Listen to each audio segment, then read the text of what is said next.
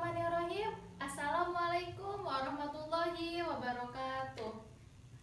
Oke adik-adik, perkenalkan nama saya Putri Khadijatun Nurul Ainun dari Universitas Muhammadiyah Profesor Dr. Hamka kelas 6B. Di sini saya ingin melakukan tugas akhir dari mata kuliah bimbingan klasikal. Oke adik-adik, selamat pagi semuanya. Gimana nih kabarnya hari ini? Semoga adik-adik semuanya dalam lindungan Allah Subhanahu wa Ta'ala ya. Amin. Sebelum kita memulai kegiatan pembelajaran hari ini, alangkah baiknya kita berdoa terlebih dahulu ya. Berdoa dipimpin oleh ketua kelas ya, dan berdoa bersama-sama. Oke. Berdoa dimulai.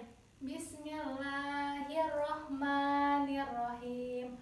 Rabbi zidni ilman warzuqni fahman. Amin. Baik adik-adik, sebelum kita memulai materi hari ini, saya akan mengecek kehadiran adik-adik semuanya ya. Nah, jika saya menyebutkan nama adik-adik, adik-adik diharapkan angkat tangannya lalu menjawab hadir ya. Bisa dipahami tidak? Bisa. Oke, mulai ya. Faujan, Hadir. Nuriman, Hadir. Rika Putri, Hadilah. Siti Rahma, Hadira Ibu. Asrori Al-Hilal, Hadir. Ilham, Hadir. Khairul Ibnu, Hadir Bu. Lutfi Al-Fafah, Hadir. Dewi Puspita, Hadira. Safa Marwah, Hadir. Fauzullah, Hadir. Hayati Nufus, Hadira. Muhammad Fagri, Hadir. Husnul Khotimah, Hadira. Aisyah Nur, Hadira Ibu. Reni Mulyayati, Hadira Ibu. Irfan Hakim, Hadir. Rivian Radira, Hadir. Malana Amrullah, Hadir. Muhammad Teddy, Hadir Ibu. Musarraf, Hadir. Nisa Aulia, Hadir. Muhammad Andri, Hadir. Ida Khairatun, Hadir. Fauzan Rohimah, Hadir. Nuriman Rafida, Hadir. Rika Putri, Hadir. Siti Rahma Aulia, Hadir. Asrori Al-Hilal, Hadir. Ilham Maulana. Hadir. Oke adik-adik, berarti hari ini semuanya hadir ya. Iya Ibu. Oke. Baik adik-adik, sebelum ke tahap selanjutnya, saya akan menjelaskan terlebih dahulu apa sih bimbingan klasikal itu. Di sini ada yang sudah mengetahui belum apa itu bimbingan klasikal? Belum. Oke, bimbingan klasikal adalah kegiatan layanan yang diberikan kepada sejumlah orang dalam satu rombongan dan dilaksanakan di dalam kelas dalam tatap muka antara guru bimbingan dan konseling dan dengan peserta didik. Nah, selanjutnya metode bimbingan klasikal ini antara lain berdiskusi, bermain peran, dan eksplorasi. Bimbingan klasikal bersifat pengembangan, pencegahan, dan pemeliharaan. Nah, selanjutnya tujuan dari bimbingan klasikal ini adalah membantu peserta didik dapat mencapai kemandirian dalam kehidupannya, perkembangan yang utuh dan yang optimal. Baik adik-adik, hari ini kita akan membahas materi tentang motivasi berprestasi ya, dengan menggunakan model pendekatan self-directed learning atau pendekatan SDL.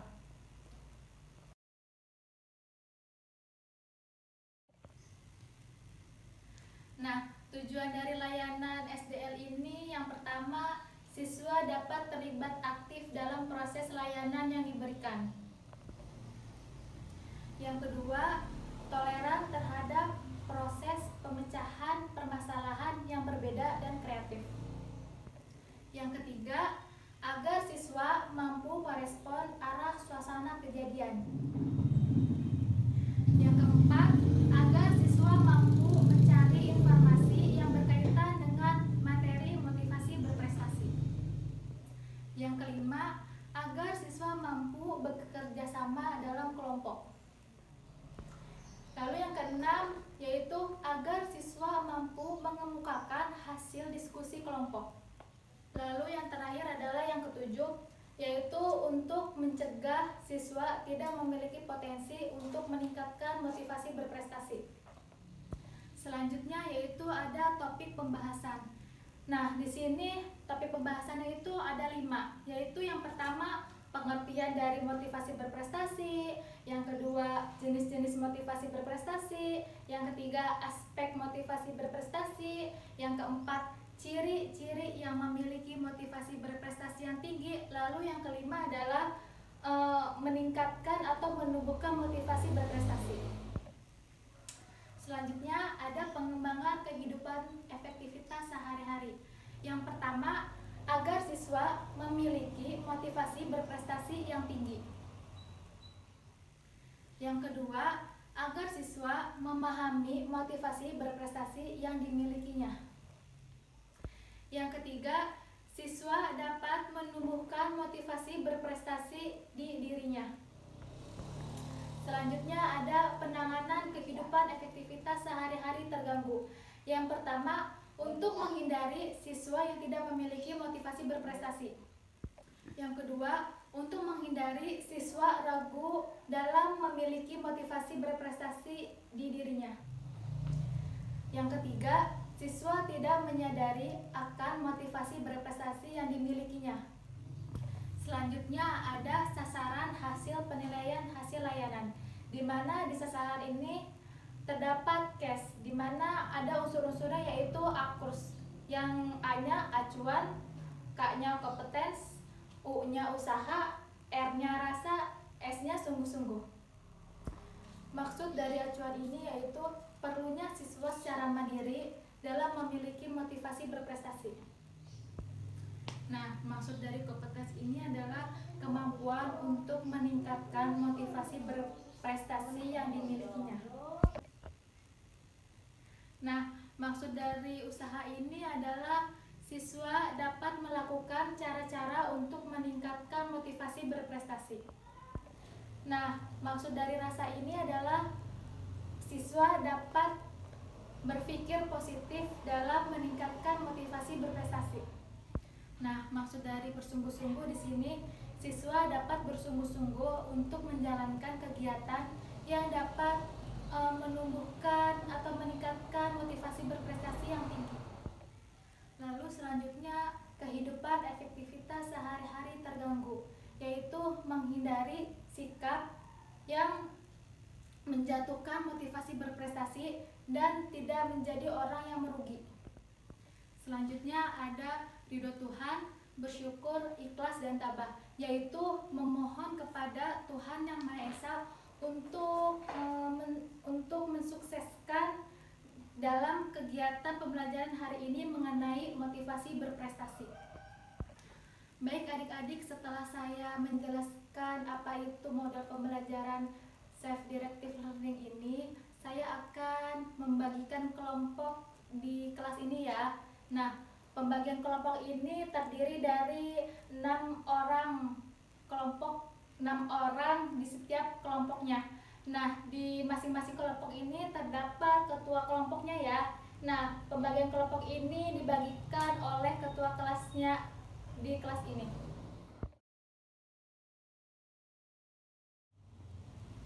Oke adik-adik, setelah dibagikan kelompoknya, diharapkan setiap kelompok mendiskusikan materi tentang motivasi berprestasi ya. Setelah mendiskusikan tentang materi motivasi berprestasi ini, Diharapkan setiap kelompok nanti maju menjelaskannya di depan ya, bergantian setiap kelompoknya gitu ya. Setelah adik-adik maju berkelompok untuk menjelaskan materi tentang motivasi berprestasi, nanti saya akan memberikan kesimpulannya ya. Baik adik-adik, pengertian dari motivasi berprestasi ini adalah motif yang mendorong individu untuk mencapai sukses, yang bertujuan untuk berhasil dalam kompetisi dengan beberapa ukuran keberhasilan, yaitu dengan membandingkan prestasi sendiri sebelumnya maupun dengan prestasi orang lain. Oke adik-adik, jadi yang tadi saya jelaskan itu kesimpulan dari pengertian motivasi berprestasi. Bisa dipahami adik-adik? Bisa. Oke adik-adik, selanjutnya motivasi berprestasi ini dibedakan menjadi dua jenis ya. Yang pertama itu motivasi intrinsik dan yang kedua adalah motivasi ekstrinsik. Nah, motivasi intrinsik ini adalah dorongan dari dalam diri seseorang. Misalkan dorongan ingin makan, ingin tidur, dan lain-lain. Tetapi motivasi ekstrinsik ini adalah dorongan dari luar individu gitu. Misalkan seseorang yang rajin karena ingin mendapatkan pujian ataupun hadiah gitu. Nah, yang tadi saya jelaskan itu kesimpulan dari jenis-jenis motivasi berprestasi. Selanjutnya yaitu aspek motivasi berprestasi. Nah, aspek motivasi berprestasi ini terdiri dari 7 aspek ya adik-adik. Yang pertama itu mempunyai tanggung jawab pribadi, yaitu siswa yang memiliki motivasi berprestasi akan melakukan tugas sekolahnya atau bertanggung jawab terhadap pekerjaannya. Contohnya itu mengerjakan tugasnya sendiri gitu dan tidak mencontek. Yang kedua, menetapkan nilai yang ingin dicapai atau menetapkan standar keunggulan. Menetapkan nilai yang akan dicapai, nilai yang lebih tinggi dari nilai sendiri ataupun nilai yang lebih tinggi dari orang lain, yaitu nilai yang ingin menguasai standarnya, yaitu siswa harus menguasai secara tuntas materi pelajaran yang dipelajarinya. Contohnya yaitu nilai standarnya 7,5, tetapi nilai yang ingin dicapainya 90. Yang ketiga, berusaha bekerja kreatif. Siswa yang memiliki motivasi tinggi, gigih dan giat akan mencari cara untuk yang kreatif. Yang keempat, berusaha mencapai cita-cita. Siswa yang memiliki cita-cita akan belajar dengan baik dan sungguh-sungguh dan memiliki motivasi yang tinggi. Contohnya, siswa yang rajin dalam mengerjakan tugas sekolahnya. Yang kelima, memiliki tugas yang moderat. Memiliki tugas yang tidak terlalu sukar dan tidak terlalu mudah. Dan membagi tugas menjadi beberapa bagian sehingga tugas mudah dikerjakan. Yang keenam, melakukan kegiatan sebaik-baiknya, yaitu melakukan kegiatan belajar sebaik mungkin dan tidak dilupakan. Contohnya yaitu mengerjakan tugas sekolah dan mengerjakan soal-soal buat esok hari gitu. Yang ketujuh, mengadakan antisipasi, yaitu melakukan kegiatan untuk menghindari kegagalan atau kesulitan dalam mengerjakan tugas. Oke adik-adik, yang tadi saya jelaskan itu kesimpulan dari aspek-aspek motivasi berprestasi. Yaitu selanjutnya ciri-ciri yang memiliki motivasi berprestasi, yaitu yang pertama, lebih suka dan puas terhadap hasil usahanya sendiri. Yang kedua, sukses itu bukan nasib mujur, tetapi hasil dengan perjuangan. Yang ketiga, kegagalan bukan berarti sial, tetapi karena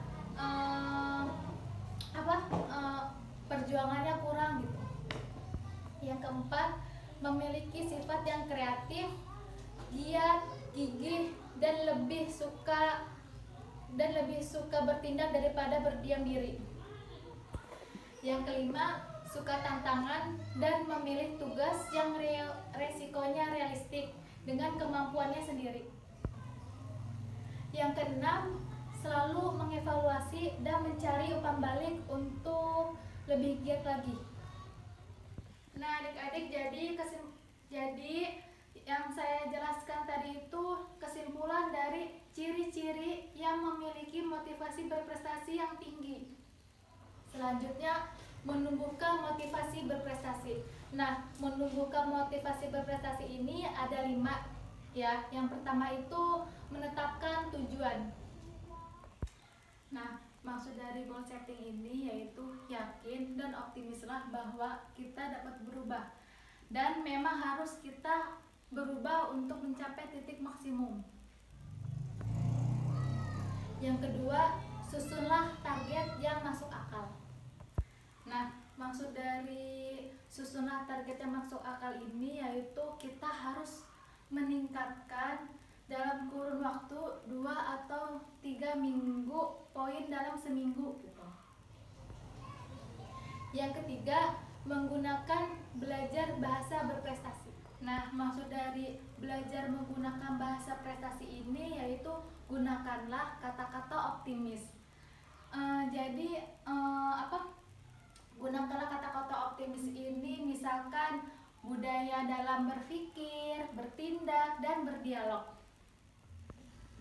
Yang keempat, belajar sendiri atau cermat menganalisis sendiri.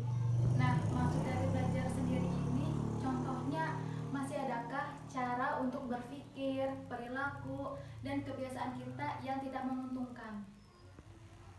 Dan yang terakhir atau yang kelima yaitu perkaya motivasi. Nah, maksud dari perkaya motivasi ini adalah kekayaan motivasi yang membuat kita tidak kehabisan dalam penggerak motivasi. Nah, jadi tadi itu saya menjelaskan kesimpulan dari menumbuhkan motivasi berprestasi ya adik-adik. Bisa dipahami nggak? Bisa. Satu hal yang selalu dilakukan oleh semua orang, baik sejak bayi, anak kecil, remaja, dewasa, hingga tua. Hal itu adalah belajar.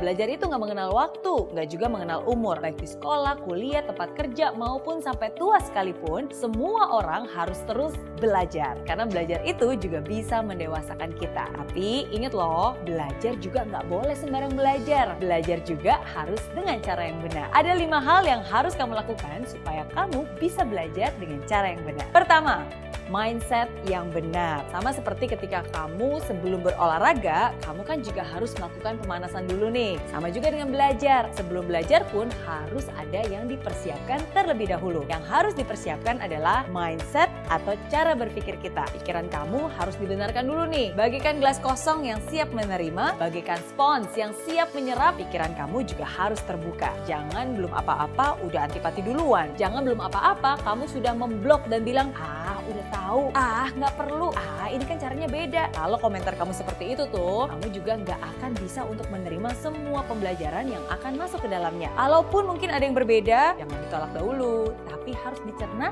dan juga diolah. Ingat, dengan mindset yang benar, maka kamu pun bisa belajar dengan cara yang benar. Yang kedua, guru yang benar. Belajarlah dari orang yang pernah melakukan hal yang ingin kamu pelajari. Belajarlah dari orang yang benar-benar mengerti hal-hal yang memang kamu ingin kuasai. Kalau kamu belajar masak tapi belajarnya sama montir yang nggak pernah bisa masak sama sekali, pastinya nggak akan bisa juga kan? Kalau kamu ingin belajar renang tapi belajar dengan guru yang sama sekali nggak pernah berenang, pasti hasilnya juga tidak akan maksimal. Tapi kalau kamu mau belajar dengan orang yang ahli, yang benar-benar sudah mengerti hal-hal yang kamu ingin kuasai, belajar juga dari orang-orang yang sudah terbukti melakukan hal yang memang ingin kamu dapatkan dan juga ada track recordnya, pastinya pembelajaran kamu juga pasti akan jauh lebih cepat dan jauh lebih efektif.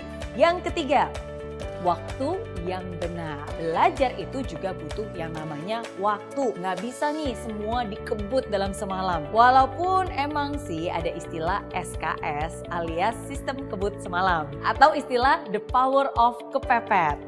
Sama halnya dengan belajar. Belajar juga butuh yang namanya waktu. Pikiran kita pun juga butuh jeda untuk bisa mengolah dan mencerna semua hal yang ada. Karena sebenarnya nih, bahkan belajar itu harus dijadikan sebuah kebiasaan. Sama seperti halnya analogi tentang mandi ataupun gosok gigi nih. Mungkin gak sih kamu mandi selama 1 jam, 2 jam bahkan, abis itu kamu gak mandi lagi selama 1 bulan. Pasti rasanya risih. Atau mungkin, saya kan udah gosok gigi nih selama setengah jam, berarti abis itu saya gak usah gosok gigi lagi selama seminggu. Gak mungkin juga kan? Pasti rasanya risih, pasti rasanya aneh banget. Sama juga, belajar pun harus seperti itu. Harus dijadikan habit. Jangan sampai, wah hari ini kan saya sudah belajar terus-terusan 10 jam, abis itu tinggalin aja deh, nggak belajar lagi. Jadinya kan nggak efisien. Ingat, belajar itu sekali lagi harus dijadikan sebuah kebiasaan. Sama seperti mandi, sama seperti gosok gigi. Sehingga kalau ada hari di mana kamu nggak mandi, nggak gosok gigi, rasanya, aduh ada yang kurang ya. Aduh gak enak ya. Begitu juga dengan belajar. Kalau itu sudah menjadi sebuah kebiasaan, sehari aja kamu gak belajar, pasti kamu akan merasa, duh kok risih ya, kok ada yang kurang ya. Karena sekali lagi semua itu sudah menjadi kebiasaan yang kamu lakukan setiap harinya. Keempat, cara yang benar. Setiap orang punya cara tersendiri bagaimana dia bisa menyerap informasi secara efektif dan juga efisien. Kamu pun harus bisa mengenali kamu termasuk tipe orang yang belajarnya seperti apa. Secara garis besar nih ada 3 tipe orang, visual, auditory, dan juga kinestetik. Orang visual itu biasanya mereka akan menangkap secara optimal, menyerap informasi yang dibaca ataupun dilihat. Orang auditory biasanya adalah orang yang lebih mudah menerima informasi melalui apapun yang dia dengar. Orang kinestetik biasanya adalah orang yang sangat senang dan juga cepat mengerti bila informasi itu diserap terlebih dahulu ataupun dicontohkan dahulu. Atau dia membayangkan orang lain untuk melakukan hal yang sedang dipelajarinya. Kalau kamu termasuk yang mana nih? Coba kenali diri kamu terlebih dahulu dan ketahui cara belajar mana yang paling efektif untuk kamu sehingga kamu pun bisa menggunakan cara tersebut dengan tepat. Kelima, lingkungan yang benar. Ada orang yang suka ketenangan dalam belajar, harus tenang banget. Bahkan ada suara nyamuk lewat aja, waduh mengganggu konsentrasi. Tapi ada juga nih orang yang suka belajar dengan menggunakan musik. Jadi saat belajar dia harus mendengarkan musik, baik itu musik klasik, musik pop, atau bahkan musik rock. Bebas. Apapun itu, yang paling penting adalah kamu tahu yang mana yang membuat kamu bisa lebih efektif untuk belajar. Ada juga nih orang yang suka belajarnya sendirian. Ada juga orang yang suka belajar secara berkelompok, biar ada teman yang diajak diskusi katanya. Boleh-boleh aja, nggak ada salahnya. Yang penting kamu sendiri tahu apakah dengan cara itu pembelajaran kamu bisa efisien atau enggak. Dan yang paling penting, apapun itu, pastikan kamu juga sudah berada di lingkungan yang positif. Karena dengan siapa kamu bergaul saat ini, itu akan mempengaruhi masa depan kamu. Jadi itu dia 5 hal yang harus kamu ketahui. Jadi ingat, walaupun kamu suka belajar, nggak boleh sembarang belajar ya. Karena belajar juga harus dengan cara yang tepat. Mindset yang benar, cari guru yang benar, gunakan waktu yang benar, dengan cara yang benar, dan pastinya di lingkungan yang benar. Oke adik-adik, mungkin itu saja yang saya sampaikan ya. Kurang lebihnya mohon maaf, dan kesan pesan hari ini tetap semangat belajar ya. Nah adik-adik, kurang lebihnya mohon maaf. Billahi taufiq wal hidayah. Wassalamualaikum warahmatullahi wabarakatuh.